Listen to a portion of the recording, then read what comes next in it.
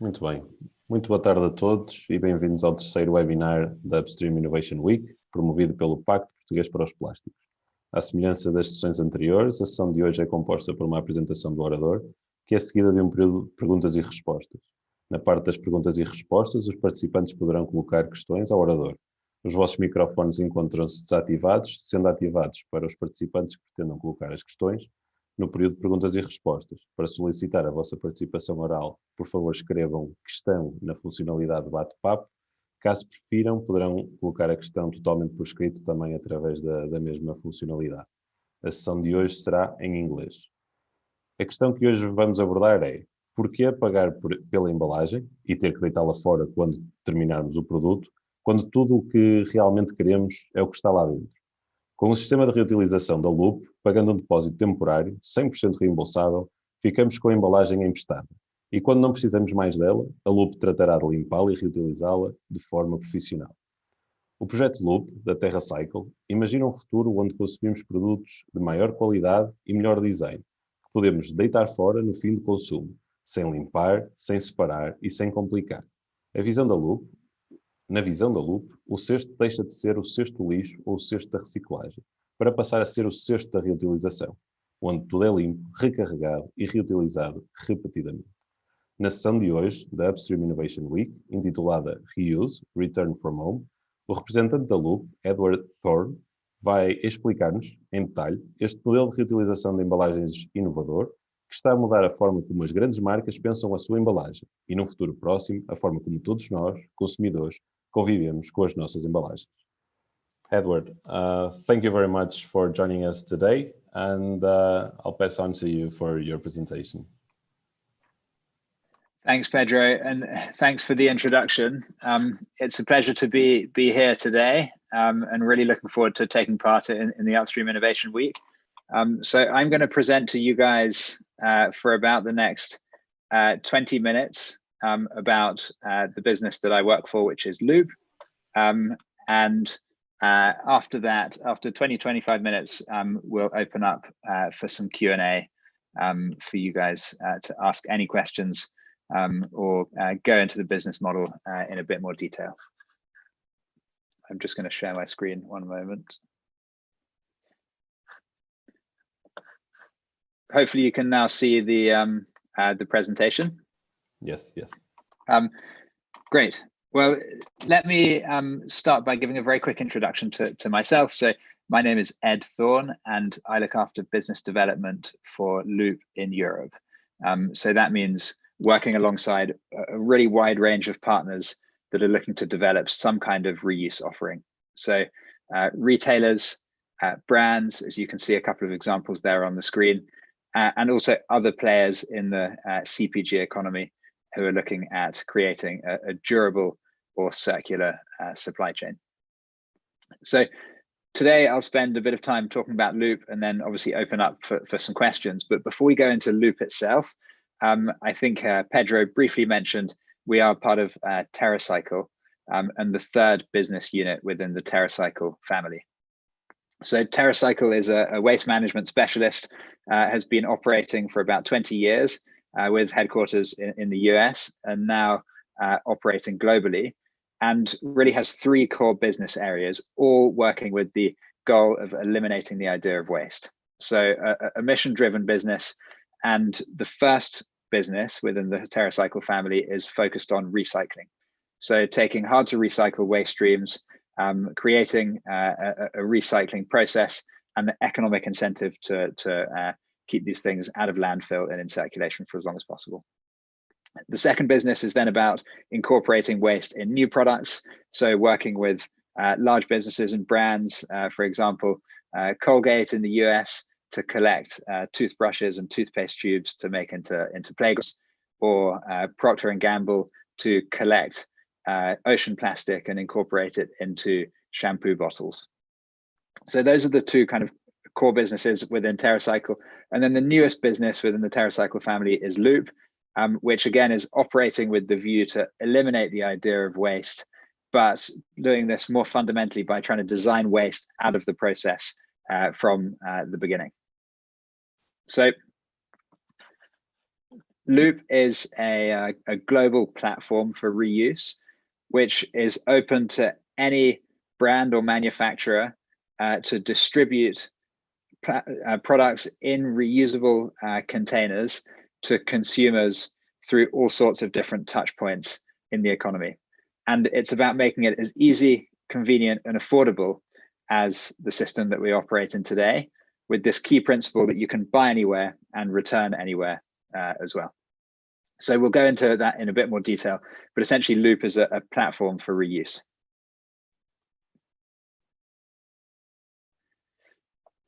As a business then, Loop is still a very new business. We're just coming up now to our second birthday, which will be in January of next year. We launched at the beginning of January in 2019, and we were actually launched at the World Economic Forum. So the first 2 years of Loop's corporate existence has been one of fast movement and swift growth. Very exciting. And one of the kind of key principles behind this ability to grow and move quickly has been the backing of some critical players in the CPG economy. So when we launched, we had the likes of Procter & Gamble, PepsiCo, and Unilever backing the Loop concept, but also the support of WWF and Greenpeace coming behind the concept as well. So an unusual example where the heavyweights from CPG and from the environmental movement have backed the same concept. So in the first year, we saw a lot of attention in terms of press and awards. And now, now that we've been up and running for 2 years, we're partnered with a really wide range of brands with more than 500 products available in reusable versions of themselves, and partnered with a wide range of distribution and retail partners in the countries where we operate.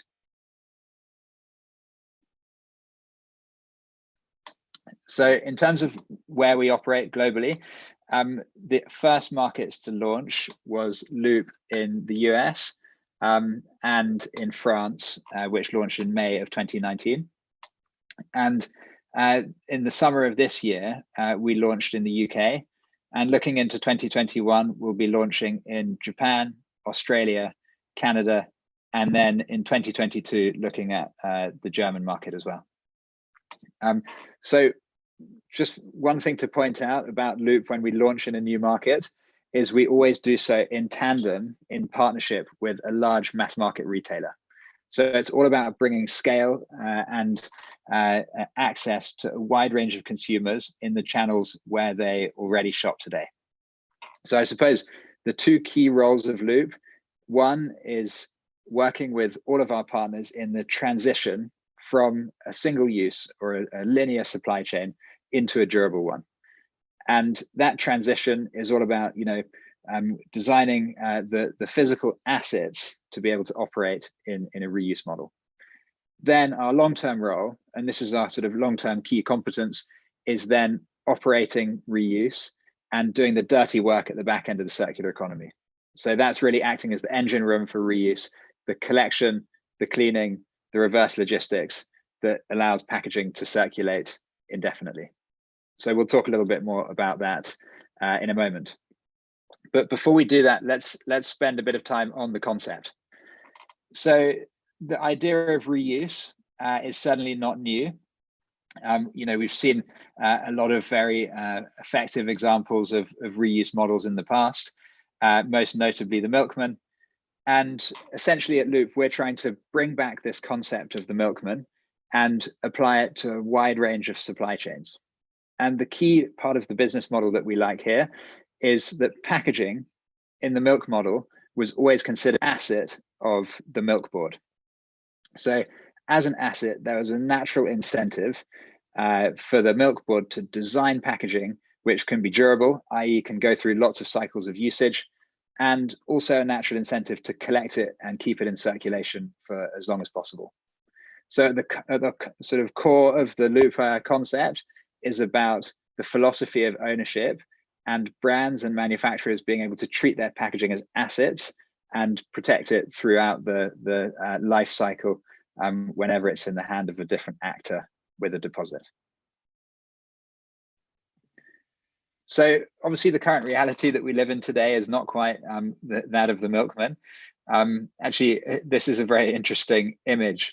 I don't know if some of you might recognize it. It's from the Time magazine in 1952, and it's celebrating this new dawn of disposability. And you know, from today's mindset, it's pretty sort of challenging to consider. But actually, it's worth bearing in mind that disposability and the incredible technology that we've seen advance since the Second World War has really enabled, you know, huge convenience, huge access, and huge affordability for consumers all over the world. So, you know, you or I can go to a local shop and pick up pretty much anything that we want. So we need to be aware that, you know, the benefits of single use, the benefits of the packaging systems that we see today are very, very visible, and we want to try and maintain those in a reuse model. Obviously, though, the model that we see today, the linear model, is where packaging is always considered cost of goods sold. So for manufacturers, for brands, there's been a natural incentive to drive down the cost of goods sold and to you know, pass on that low cost to the consumer. So what we know today is that obviously this attempt to lightweight packaging, drive down that cost of goods sold, has had a couple of unintended consequences. And, you know, the most obvious unintended consequence is represented in this graph here, which is the massive proliferation of waste and the challenges when it comes to recycling and recuperating all of these packages that are lightweighted and designed to be lighter, cheaper, and often from more complex materials. So, you know, very clear that there's a major issue with the amount of waste that we're producing. And the other unintended consequence, which is less commonly talked about, is then this concept of consumer delight. You know, throughout this lightweighting process, the consumer experience has actually also deteriorated or been negatively affected. And, you know, we could ask Coca-Cola today, and they know that their consumers would rather drink out of a glass bottle. But for simple economic and also sometimes environmental reasons, they're persisting to distribute these to consumers in aluminium cans, PET bottles, and sometimes other materials as well. So, you know, the linear system has these unintended consequences of the proliferation of waste and the degradation of the consumer delight. So the big thesis question that we are trying to address at Lube is, how do we solve the unintended consequences, the proliferation of waste, the degradation of the consumer experience that we see in the disposable model, whilst maintain the critical virtues of convenience, affordability, and access that we all benefit from today? So a broad answer to that question comes back, as I mentioned earlier, to the philosophy of ownership. The philosophy of ownership of packaging sitting no longer with the consumer, but packaging considered an asset of the brand. So this slide maps out what that can look like in practice. So here on the left is obviously the single-use Axe deodorant that you might be able to go and buy in store today. And in this example, the entire cost of the packaging is embedded in the cost of goods sold that you or I would buy in store as a consumer. And so for argument's sake, let's say that this is 10 cents, and that 10 cents is embedded in the cost that we purchased the item at. And then on the right-hand side is Axe's new deodorant, which has been designed with reuse in mind. And this is made from stainless steel and durable plastic. It's designed to be an object of beauty and also to be more functional and to be a better vessel to deliver its service to a better deodorant stick. It's also been designed with 100 or more uses in mind. So the principles here is obviously that the investment in the pack might be higher than in the single-use pack. For example, it might cost Axe $3 to produce each of these units, but the cost of that production is going to be spread over the entire life cycle. So that's coming in at 3 cents per use, which opens up then a new margin, which can afford the collection, the recuperation, and the return of this package to stay in circulation in perpetuity. So the loop system is really about opening up reuse and all of the opportunities that come with that from a sustainability and a design perspective. And we've seen some really interesting examples of how some of our brand partners have been able to engage with that. So I'll spend a few moments talking about some of the brand partners who've developed durable packaging, and also some of the features and design considerations that they've been able to open up in doing so. So this is a really interesting example from Haagen-Dazs. It might be familiar to some of you. It's suddenly become something of a poster child in terms of designing into reuse. And this is a really interesting example where Haagen-Dazs did quite detailed consumer research in the US market. And they decided to design into some of the classic pain points of what it is to be a consumer of ice cream. So this pack is actually more akin to a thermos. It has 2 walls with a vacuum in the middle. So the ice cream will stay frozen for 6 or 7 hours so you can take it on a picnic. It's also ambient to hold, so you can hold it from the outside without getting a cold hand. It has a rounded bottom so the ice cream scoops out nice and easily. And this is a clear example of where by designing into reuse, by investing more in the pack itself, Haagen-Dazs have been able to open up features and benefits that simply wouldn't be available to consumers of single-use packaging. So really interesting from a design and packaging and functionality perspective. This is another example from a Unilever brand. This is actually a detergent, Love, Home and Planet.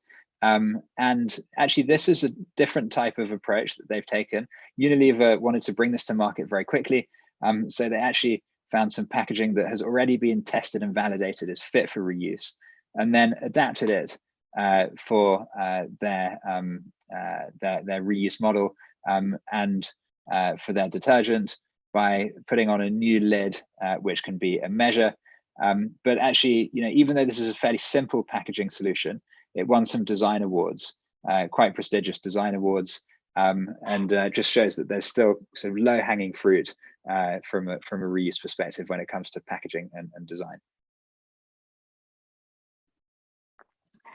This is another example from Cascade. This is actually a dishwasher tablet brand, and this is a plastic container. So we're actually agnostic from a material perspective. What Loop will support its brand partners on is designing packaging that's durable and cleanable enough to go through lots of cycles of reuse. Here's an example from Clorox with some wipes. And another one from Danone with some yogurt. This is an existing pack format that they already had in play that they're able to plug into a reuse model. A nice example here from Milka. And you can imagine the package that this might have come in before, a tray with a secondary wrapper around the outside. Really interesting example here where this has now become something counter-worthy that a consumer might be happy to have on display in the home, which from a brand visibility perspective becomes very compelling. The classic packaging from Heinz tomato ketchup. This is obviously circulation for years in single use, and they've adapted it here for reuse. Similar example with Evian and Coca-Cola, and also some dried products. This is Nature's Path, a small granola business in North America in a plastic container. Even dog food, and in Carrefour working with them to onboard their own brand products into their Loop offering as well. Here's a premium design example from Les Yeux, and also some examples from the home care, the beauty care and cosmetics space as well. So some body wash, shampoo and conditioner. This is Bulldog, a British beauty brand. And another British brand, Ren. This is their first iteration which is quite a simple approach, whilst in the background, they've been designing a much more kind of premium and bespoke pack for their version 2 in reuse. So that's a few examples to give you a flavor of what some of the brand partners have done. I'll now stop talking for a moment and share with you a quick video, which should give you a flavor of how Loop works in practice.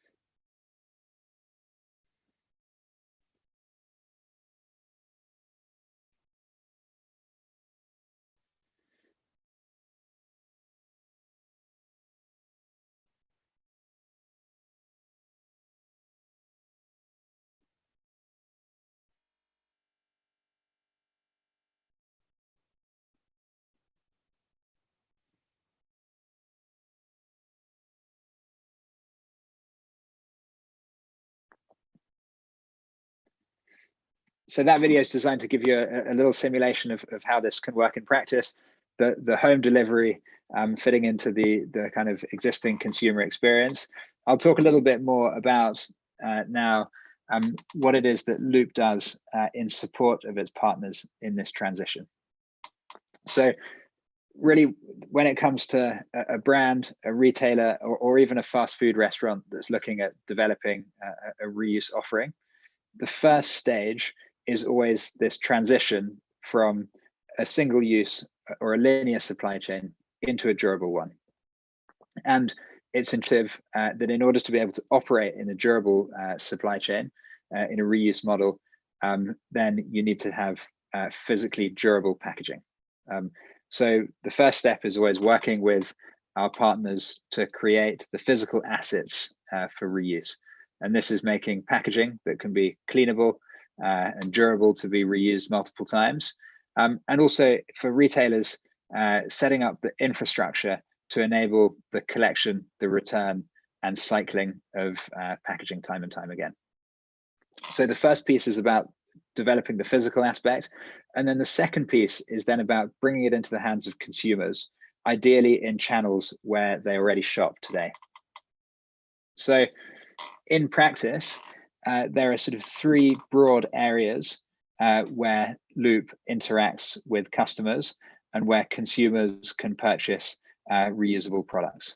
So the first area is what we describe as our standalone distribution. So this is something that we've launched in all of the markets where we're currently operational, in France, the US, and the UK. And this is an e-commerce provision which is operated and owned by Loop to distribute a wide range of branded and own brand durable products to consumers. The idea in the standalone is really to give our brand partners a safe space to test and learn and scale up what it's all about operating in a reuse model. And then it's also to validate the demand and the interest from the consumer base in order to bring on board and apply these learnings into other retailers as well. So the standalone or the e-commerce provision operated by Loop is fairly small and is really designed to be a stepping stone to the second retail here, which is integrated retail distribution. And integrated retail distribution is where we partner with a large mass market retailer. So in France, this is Carrefour. In North America, Kroger and Walgreens. In the UK, Tesco's, and then Loblaw in Canada, Woolworths in Australia, Eon in Japan, and more recently we've partnered with Ulta in the beauty category in the US as well.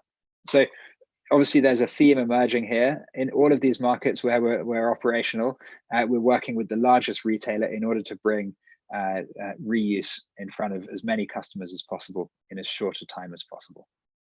And it's all about embedding the reuse infrastructure in the existing supply chains where shoppers already purchase today. And then the third route is for brands who probably have a large D2C offering as well. So this would be examples like Ren Clean Skincare or Kiehl's, where they have a large direct-to-consumer channel. And we work with them to embed the reuse model into their existing online and in-store retail infrastructure in order that consumers can purchase, return these items in-store or online direct from the brand. So in practice, this is an example from Carrefour. This is a store that was actually launched last week in a new opening of a number of stores, which was administered by the French Environment Minister.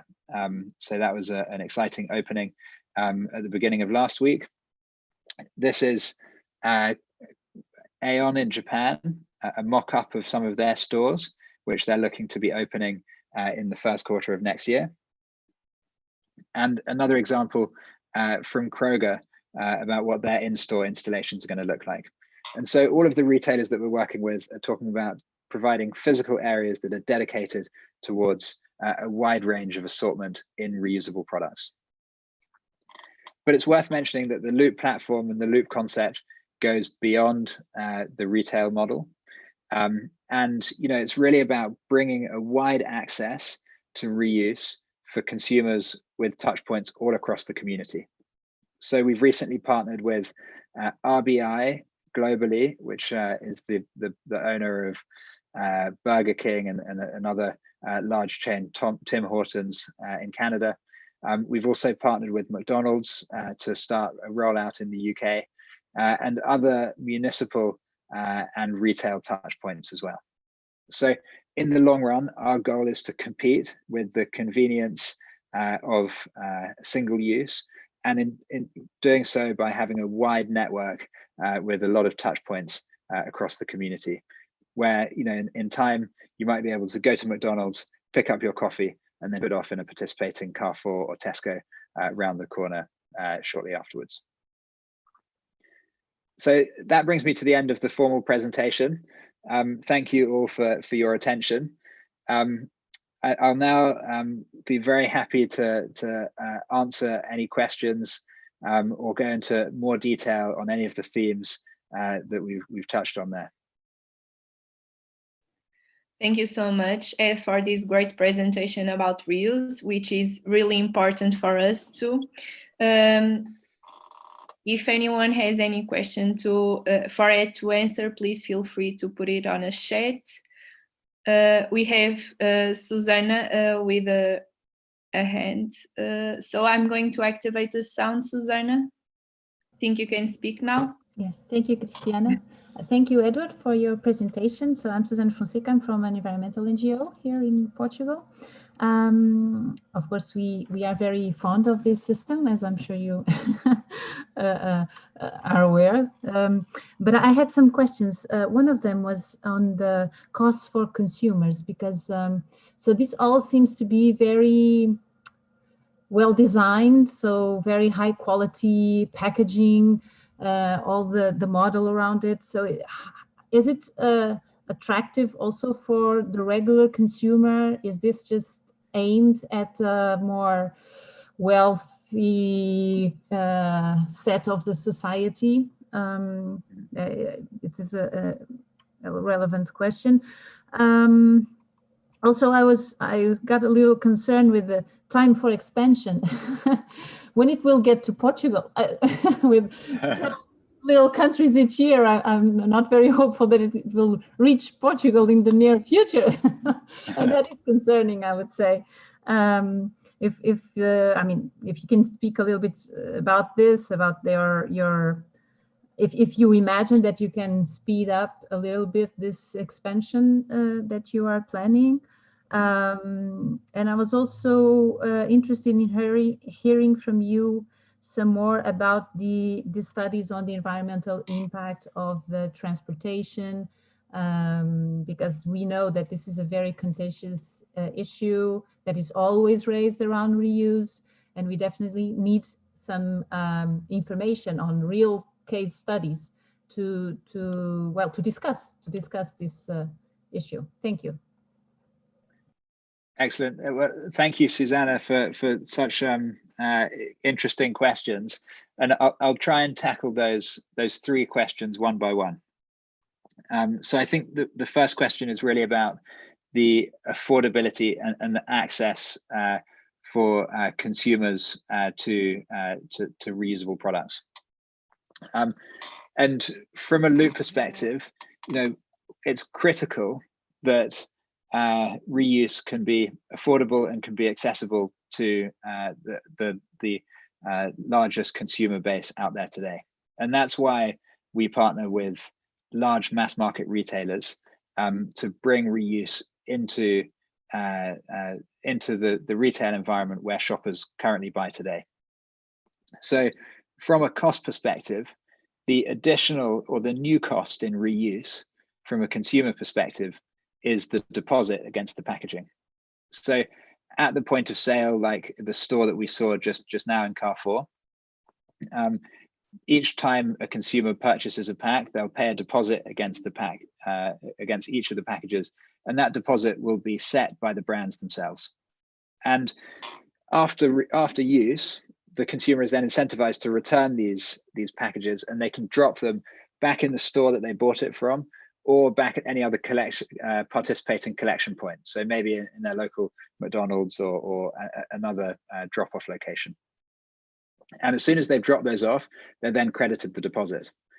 So most of the time, the brands and the retailers that we're working with, they look to have price parity between the products in single use as to make it equal to the products in reuse, with the only change being the deposit itself. So the goal there is to not to have a major friction point or a major cost difference, and also to make it very clear to consumers that they will be reimbursed for all of the packaging that they return. I hope that answers the question around the cost model, and that actually, a lot of the strategy there sits with the retailers themselves that we're working with, and it resonates very closely with the strategies that they're applying, which is to have a broad selection of products, a wide assortment that can start to replicate the type of choices that consumers might make in their ordinary shop. I'll come to now your second question, Susanna, which is around our expansion plans. And I think you would have noticed that the theme when I was talking about the retailers that we're working with in each of the markets, we'll launch in a market when we've partnered with a large, mass market retailer. And when it comes to Portugal, it hasn't been a market that we've been focusing on today, but that doesn't mean that it's not interesting for us. And we would actually probably look at Iberia as a whole, so Spain and Portugal. If there's a retailer out there listening to today's call, or if any of you have retail contacts, then we would obviously be delighted to pick up with the key retailers in Spain and Portugal to discuss rolling out a reuse model in those markets. So more to come on that front, we hope. And Susanna, coming to your final question then around the environmental impact of reuse. This is a critical question. So from an environmental perspective, there are two sort of benefits with a reuse model. One of them is very clear and obvious, which is the mitigation of waste. The reduction of packaging means that fewer packages are being produced and fewer are ending up in landfill, in the sea, or polluting the environment. That part is pretty obvious and is easily quantifiable. Maybe the more nuanced aspect then is actually the impact of a reuse model compared to single-use model, and the emissions associated with the production of packaging versus the travel in a reuse model, the collection, the cleaning, and the reverse logistics. So what we've done in the markets where we're live is we've worked really closely with a number of our partners to conduct detailed life cycle assessment, looking at how single use stacks up against reuse. And the key finding from these LCA have been that the number of uses is the critical metric in order to make reuse environmentally positive compared to single use. And so to give you a simple example of this, if we take a plastic container, let's say a shampoo bottle that in single use would be just a simple plastic package, and we make that fit for reuse, then the environmental cost of the reusable product, which might be made of stainless steel, would be not much higher, but higher than the single-use counterpart. So therefore, there's going to be a number of uses before it reaches the break-even point at which the single-use pack stands. And in the shampoo example, typically that break-even point is around 2 to 3 uses. If it was made of something very heavy and very complicated, then maybe that would be closer to 7 or 8 uses before reuse breaks even with single use. So in order to address that, we have a very simple benchmark that anything that comes into a reuse model should have a minimum reuse capability from a packaging perspective of 20 uses. But really interestingly, when it comes to the detailed analysis of these LCA, the production of the pack is by far the biggest contributor to its environmental impact. And the transport component is actually relatively small, and the cleaning component is also relatively small.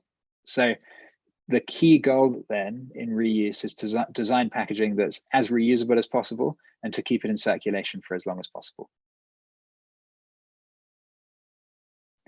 Hopefully that gives a flavor of the environmental impact and some of the LCA that we've been undertaking. I'm going to pause there to see if there are any further questions, and also Susanna to see if that all stacks together. Thank you, Ed, for your complete answers. It was great to hear them.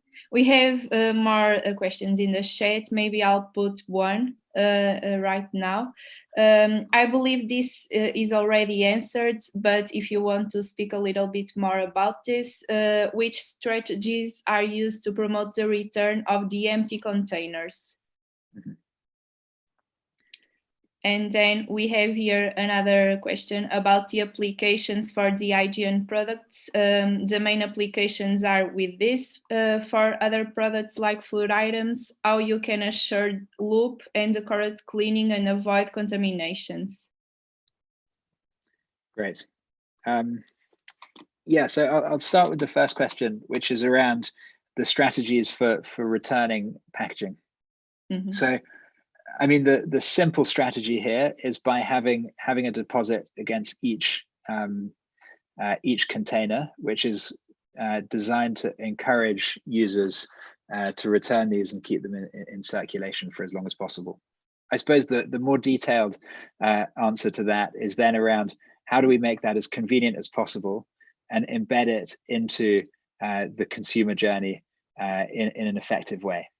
And part of that is down to the retailer making this simple and appealing within store, and also fit seamlessly into the consumer experience that consumers would expect today. And part of it is also about building out this return network. And so the point that I mentioned earlier about having a wide network of return points and having easy access for consumers to be able to identify where these are. So, one of the ways that we've designed to make this easier is by having an app. Consumers can look at the app, find out where the nearest drop-off points are, and where the nearest locations where they can purchase reusable products are, and also can track any packages that they have in their ownership that they haven't yet returned. So that's on the reuse strategy for return. I think the next question was more around how do we validate the effectiveness of cleaning in order to make it safe for a wide range of brands and products. So yeah, this is a critical question, and especially in the era of COVID, we have to be very, very cognizant about food safety and quality. So the way that Loop operates in each of the markets where we're live is we have a cleaning facility, which is embedded within our logistics and infrastructure facility. And that cleaning facility is managed by our global cleaning partner, which is Ecolab, and they're a specialist in cleaning, for all types of industrial cleaning. And we'll work with each of our brand partners to design a cleaning process that meets the QA and food safety or product safety requirements that they would have. So each of the cleaning processes will be kind of tailor-made and designed specifically with that client in mind.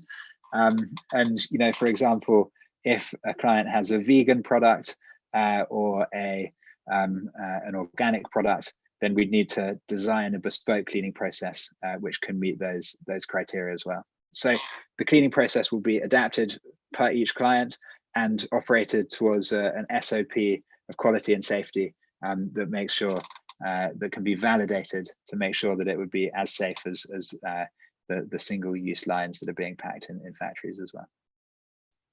Thank you so much. We have here Guilherme that wants to talk. I'm going to activate the sound. I believe it's activated. Yeah, it is now. It is now. Yeah. Thank you, Ed, for your presentation. I had a lot of questions, but you already replied most of them. Are you looking at packaging in other parts of the supply chain, not only from the retailer to the consumer, but also upstream, so from the producer to the retailer? And are you looking, or the Loop is looking for other markets, not only food and goods, but also, I don't know, construction maybe is the field where I work. So I will be interested to hear about your experience on that. Thank you. Great. No, thank you for the question. And I think the broad answer is today, Loop is focused on the CPG world. And our first kind of foothold has been the world of retail and sort of mass market products in CPG. That's not to say that's the only place that Loop is going to operate. As we expand, and bearing in mind we're still a young business, just 2 years old, but as we expand, we're looking at a wide range of other markets that are alongside the spaces where we're operating today. So one example of that would be in the drinks business, for example. There's a lot of trade. So some of our partners who've developed products for retail can also use the same packaging to go into their trade business to be sold in bars and restaurants. So there are some very clear sort of bolt-ons to the core business, which is looking at consumer and retail. One example of that would be that we've just recently partnered with a large B2B retailer in Europe, and the packaging formats that they're looking at are going to be very different to some of the consumer formats that we see in the likes of Carrefour and Tesco. So yeah, there's definitely a natural extension there. For the moment, our core focus is on consumer packaged goods, but there are certainly areas of specialism where we can apply that to different areas of the economy. And then, our longer view is to really operate this ecosystem of collection, cleaning, and return. And to the extent that that's relevant for a wide range of brands and a wide range of businesses, then we can also plug in those types of products as well. For example, we've been looking at models where we can work with paint manufacturers to collect, recycle, and then clean and return paint cans to be filled and circulated in perpetuity. Thank you so much, Ed. We are reaching the final of our session. So I'm going to put just one last question from Leonor. She's asking whether the network integrates existing recycling and waste management companies, or if the companies themselves, example Häagen-Dazs, are developing specialized cleaning capabilities. And that's the last one. Yeah, that's a great question. So, you know, the Loop is part of TerraCycle, which is already a waste management business. So we have the benefit of you know, a couple of decades now of experience from TerraCycle in how to operate and manage a waste business. TerraCycle is also in Europe is part owned by Suez. So that also gives us, you know, pretty broad access to the world of waste management. So it's a very good question, because, you know, in the long term, as I mentioned just now, the extension of Loop's business is really almost acting as the engine room for reuse, which is more akin to waste management than it is to you know, packaging and innovation. It's about aggregating, separating, cleaning, and returning large numbers of durable products. And keeping those in circulation for as long as possible. And sorry, I've forgotten, Christina, the second part of the question. Do you mind repeating that? If the companies themselves, for example, Häagen-Dazs, are developing specialized cleaning capabilities. Yeah, and again, it's a very interesting area. So there are some businesses that we're partnering with that have already operated reuse models. So if you think of some of the beverage businesses, for example, Coca-Cola in Europe, other beer businesses in different parts of the world, reuse is not necessarily a new thing. And some of these large businesses have cleaning facilities embedded within their lines. So for companies that have existing cleaning infrastructure, there's absolutely the option to in-house the cleaning process to handle that themselves. And that's something that we would help them, you know, develop in their model, and potentially even consult on setting up the cleaning line itself. So that's very much an option. What we anticipate is that as the reuse concept expands, as we see greater volume going through here, companies will start deciding whether to embed cleaning facilities in their own production capabilities, or perhaps to leave it outsourced and for Loop to handle that as a third party. Thank you for these complete answers. Thank you so much for your presentation. Thank you so much to the participants that made the Q&A session very dynamic. And thank you so much to you for answering all the questions so completely. Switching just a little bit to Portuguese. Obrigada a todos pela vossa participação em mais uma sessão da Upstream Innovation Week. Vemo-nos amanhã na sessão Material Circulation Biocomposting Plastic com a Vegware. Muito obrigada pela vossa presença e até amanhã. Obrigada. Thank you. Thank you very much, Ed. Thank you, Ed. Thank you. Bye-bye.